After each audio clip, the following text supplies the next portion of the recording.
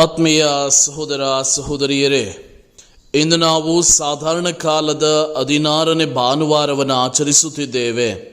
ಈ ಭಾನುವಾರದ ದೈವೋಕ್ತಿಗಳು ನಮಗೆ ಆಧುನಿಕ ಪ್ರಪಂಚದಲ್ಲಿ ನಾವು ಜೀವಿಸುತ್ತಿರುವಾಗ ಸರಿಯಾದ ಆಯ್ಕೆಗಳನ್ನು ಮಾಡಲು ಎಚ್ಚರಿಸುತ್ತವೆ. ಒಳಿತು ಕೆಡುಕುಗಳೆರಡು ಈ ಪ್ರಪಂಚದಲ್ಲಿ ಜೀವನದ ಅವಿಭಾಜ್ಯ ಅಂಗಗಳು. ಒಳಿತು ನಮ್ಮನ್ನು ಈ ಪ್ರಪಂಚದಲ್ಲಿ ಇತರರೊಂದಿಗೆ ಹಾಗೂ ದೇವರೊಂದಿಗೆ ಐಕ್ಯತೆಯನ್ನು ಮೂಡಿಸಿದರೆ, ದುಷ್ಟತನ ನಮ್ಮನ್ನು ಇತರರೊಂದಿಗಿರುವ ಬೆಸುಗೆಯನ್ನು, ಬಾಂಧವ್ಯವನ್ನು ಹೊಡೆದು ಹಾಕುತ್ತಾ ವಿಭಜನೆಯನ್ನು ತರುತ್ತದೆ. ಈ ಮೂಲಕ ದುಷ್ಟರು ತನ್ನ ಅಂತ್ಯವನ್ನು ತಾವೇ ಬರೆಸಿಕೊಂಡರೆ, ಶಿಷ್ಟರು ಸ್ವರ್ಗ ಸಾಮ್ರಾಜ್ಯದ ಹಾದಿಯನ್ನು ಸುಗಮಗೊಳಿಸುತ್ತಾರೆ ಎಂಬ ಸತ್ಯವನ್ನು ನಮ್ಮ ಮುಂದೆ ತೆರೆದಿಡುತ್ತದೆ. ಬೆಳೆಯಲ್ಲಿ ಹುಟ್ಟಿದ ಕಳೆಯಂತೆ ಒಳಿತು ಮತ್ತು ಕೆಡುಕುಗಳ ಮಧ್ಯೆ ನಾವು ಈ ಜಗತ್ತಿನಲ್ಲಿ ಜೀವಿಸುವಾಗ ಒಳಿತಿನ ಆಯ್ಕೆ ಮಾಡಿ ಕೆಟ್ಟದವುಗಳನ್ನು ತ್ಯಜಿಸಿ ಬಾಳಲು ಬೇಕಾದ ಆತ್ಮರ ಶಕ್ತಿಗಾಗಿ ಪ್ರಾರ್ಥಿಸೋಣ. ನಾವು ಜೀವಿಸುತ್ತಿರುವ ಪ್ರಪಂಚದಲ್ಲಿ ಎಲ್ಲವೂ ವರ್ಣಮಯ ಹಾಗೂ ಆಕರ್ಷಕ. ಯಾವುದು ಆಕರ್ಷಕವಾಗಿ ಕಾಣುತ್ತದೋ ಅದು ತನಗೆ ಬೇಕು, ತನ್ನದಾಗಿಸಬೇಕು ಎನ್ನುವ ಪ್ರವೃತ್ತಿ ಇಂದಿನದು. ಈ ಸೋಗಿನಲ್ಲಿ ಯಾವುದು ಸರಿ, ಯಾವುದು ತಪ್ಪು, ನೈತಿಕ ಅನೈತಿಕವಾದುದು, ಪ್ರಾಪಂಚಿಕ ಆಧ್ಯಾತ್ಮಿಕವಾದುದು ಎಂಬುದರ ಬಗ್ಗೆ ವಿಮರ್ಶೆ ಮಾಡುವುದು ಕೊಂಚ ಕಡಿಮೆ ಎಂದರೆ ಸುಳ್ಳಲ್ಲ. ಯಾವುದು ತನಗೆ ಸರಿ ಅನಿಸುತ್ತದೋ ಅದನ್ನು ಪಾಲಿಸುವ ನೀತಿ ಇಂದಿನದು ಎಂದರೆ ತಪ್ಪಾಗಲದು. ಆದರೆ ಯಾವುದು ಸರಿ, ಯಾವುದು ತಪ್ಪು, ನೈತಿಕವಾದುದು, ಅನೈತಿಕವಾದುದು, ಕಾನೂನು ಬಾಹಿರವಾದುದು ಎಂದು ತಿಳಿದಿಲ್ಲ. ಅಥವಾ ನೀತಿ ನಿಯಮಗಳಿಲ್ಲ ಎಂದಲ್ಲ, ಬದಲಿಗೆ ನೈತಿಕತೆ ಕುಸಿದಿದೆ, ವಿಶ್ವಾಸ ಕುಂದುತ್ತಿದೆ ಎಂಬುದು ಸತ್ಯ. ಅಥವಾ ಆಧುನಿಕ ಪ್ರಪಂಚದಲ್ಲಿ ಕೆಟ್ಟದ್ದು ಮನುಷ್ಯನ ಮೇಲೆ ಅತಿಯಾದ ಪ್ರಭಾವ ಬೀರುವುದರಿಂದ ಮನುಷ್ಯನಿಗೆ ಯಾವುದು ಸರಿ, ಯಾವುದು ತಪ್ಪು ಎಂದು ಗ್ರಹಿಸಲು ಕಷ್ಟವಾಗುತ್ತದೆ. ಈ ನಿಟ್ಟಿನಲ್ಲಿ ಇಂದಿನ ವಾಚನಗಳು ನಮಗೆ ಮಾರ್ಗದರ್ಶನ ನೀಡುತ್ತವೆ. ಇಂದಿನ ಮೊದಲನೆಯ ವಾಚನ ಜ್ಞಾನೋಕ್ತಿಗಳಿಂದ ಆಯ್ದುಕೊಳ್ಳಲಾಗಿದೆ. ಈ ವಾಚನವು ಒಳ್ಳೆಯ ಆಯ್ಕೆ ಮಾಡುವುದರಿಂದ ಆಗುವ ಒಳಿತು ಹಾಗೂ ಕೆಟ್ಟತನದಿಂದ ಆಗುವ ಬಾಧಕಗಳ ಬಗ್ಗೆ ತಿಳಿಸುತ್ತದೆ.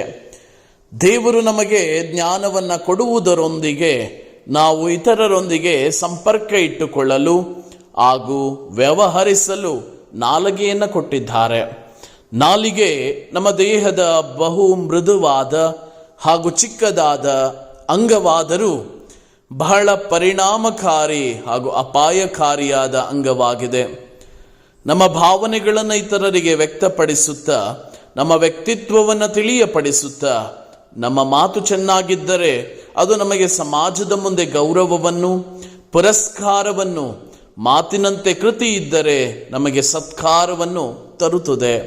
ಕೆಲವೊಂದು ಸಲ ನಮ್ಮ ಮೂರ್ಖತನವನ್ನು ಬಹಿರಂಗಗೊಳಿಸುತ್ತದೆ. ನಮ್ಮಲ್ಲಿ ದೌರ್ಬಲ್ಯಗಳು ಇರುತ್ತವೆ, ಆದರೆ ಪವಿತ್ರಾತ್ಮರು ನಮ್ಮ ದೌರ್ಬಲ್ಯಗಳನ್ನು ನಾವು ಅರ್ಥ ಮಾಡಿಕೊಂಡು ದೇವರ ಚಿತ್ತವನ್ನು ನಮ್ಮ ಜೀವನದಲ್ಲಿ ನೆರವೇರಿಸಲು ಸಹಾಯ ಮಾಡುತ್ತಾರೆ. ಜಗತ್ತಿನಲ್ಲಿ ನಾವು ಜೀವಿಸುವಾಗ ನಮಗೆ ಒಳ್ಳೆಯದು ಮತ್ತು ಕೆಟ್ಟದರೊಂದಿಗೆ ಜೀವಿಸಲು, ಬೆಳೆಯಲು ಅವಕಾಶ ಇದೆ. ಪ್ರಭು ಯೇಸು ಬೆಳೆಯಲ್ಲಿರುವ ಕಳೆಗಳ ಸಾಮರ್ಥ್ಯ ಮೂಲಕ ಒಳ್ಳೆಯದರೊಂದಿಗೆ ಕೆಟ್ಟದೂ ಇದೆ, ಒಳ್ಳೆಯದು ದೇವರನ್ನು ಮತ್ತು ಸಕಾರಾತ್ಮಕವಾದುದನ್ನು ಸೂಚಿಸಿದರೆ, ಕೆಟ್ಟದ್ದು ಅಥವಾ ಕಳೆಗಳು ಜಗತ್ತಿನಲ್ಲಿರುವ ನಕಾರಾತ್ಮಕ ವಿಚಾರ ಅಥವಾ ಸೈತಾನನ ಪ್ರಸನ್ನತೆ ಅಥವಾ ಪ್ರಭಾವವನ್ನು ಸೂಚಿಸುತ್ತದೆ. ಹೀಗೆ ಮಾನವರಾದ ನಮಗೆ ಈ ಜಗತ್ತಿನಲ್ಲಿ ಒಳ್ಳೆಯದು ಮತ್ತು ಕೆಟ್ಟದರ ಜೊತೆ ಬೆಳೆಯಲು ದೇವರು ಅವಕಾಶವನ್ನು ಕೊಡುತ್ತಾರೆ. ಆದರೆ ಆಯ್ಕೆ ನಮ್ಮದಾಗಿರಬೇಕು.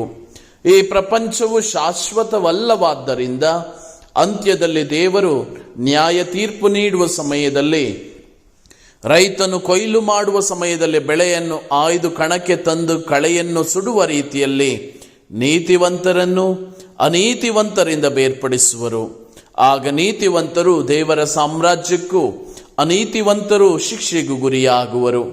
ಯಾರು ಇತರರಿಗೆ ಪಾಪಕ್ಕೆ ಕಾರಣರಾಗುತ್ತಾರೋ ಅಥವಾ ನ್ಯಾಯ ನೀತಿಯನ್ನು ಬಿಟ್ಟು ಅನ್ಯಾಯದ ದಾರಿಯನ್ನು ಹಿಡಿಯಲು ಪ್ರಲೋಭನೆ ಕೊಡುತ್ತಾರೋ ಅವರೆಲ್ಲರೂ ಅನೀತಿವಂತರ ಸರದಿಯಲ್ಲಿರುವರು ಹಾಗೂ ತಂದೆ ದೇವರ ಸಾಮ್ರಾಜ್ಯದಿಂದ ದೂರಕ್ಕೆ ಸರಿಯುವರು.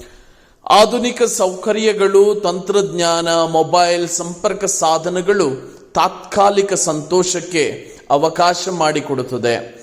ಅವುಗಳು ಕೆಲವೊಮ್ಮೆ ಕಳೆಗಳಿದ್ದ ಹಾಗೆ. ಅವೇ ನಮ್ಮ ಜೀವನದ ನಿಜವಾದ ಸಂತೋಷವೆಂದರಿತು ನಾವು ಆಧ್ಯಾತ್ಮಿಕ, ನೈತಿಕ ಹಾಗೂ ಸಾಮಾಜಿಕ ನಿಯಮಗಳನ್ನು ಪಾಲಿಸಲು ಅಡ್ಡಿಯಾಗುತ್ತವೆ. ಕೆಲವೊಂದು ಸಲ ವಸ್ತು ಪ್ರಾಧಾನ್ಯತೆಗೆ ಒತ್ತು ಕೊಟ್ಟು ಕೊಳ್ಳುಬಾಕತನಕ್ಕೆ ಗುರಿಯಾಗುತ್ತೇವೆ. ಪ್ರೀತಿಯ ಸಹಬಾಳ್ವೆಯ ಜೀವನವನ್ನೇ ಮರೆಯುತ್ತೇವೆ. ಯೇಸು ತಮ್ಮ ಬೋಧನೆಯ ಮೂಲಕ ಒಳ್ಳೆಯ ಬೀಜವನ್ನು ಬಿತ್ತಿದ್ದಾರೆ. ದೈವಿ ಸಾಮ್ರಾಜ್ಯದ ಗುಟ್ಟನ್ನು ತಿಳಿಸಿದ್ದಾರೆ. ದೀಕ್ಷಾಸ್ನಾನದ ಮೂಲಕ ನಮ್ಮನ್ನು ದೇವರ ಮಕ್ಕಳನ್ನಾಗಿ ಮಾಡಿದ್ದಾರೆ. ಸಂಸ್ಕಾರಗಳ ಮೂಲಕ ನಮ್ಮ ಆಧ್ಯಾತ್ಮಿಕ ಜೀವವನ್ನು ಪೋಷಿಸಿದ್ದಾರೆ. ಆದರೆ ನಾವು ಸತ್ಯದ, ನ್ಯಾಯದ, ಆಧ್ಯಾತ್ಮಿಕ ಜೀವನವನ್ನು ಬಿಟ್ಟು ಅದಕ್ಕೆ ತದ್ವಿರುದ್ಧ ದಾರಿಯಲ್ಲೇ ನಡೆಯುತ್ತೇವೆ. ಬಿಳಿ ಇದ್ದದ್ದೆಲ್ಲ ಹಾಲೆನ್ನದೆ ನಿಜವಾದ ಮೌಲ್ಯದಾಯಕ ಜೀವನವನ್ನು ಜೀವಿಸಲು ಬೇಕಾದ ಸಹಾಯಕ್ಕಾಗಿ ಪ್ರಾರ್ಥಿಸೋಣ.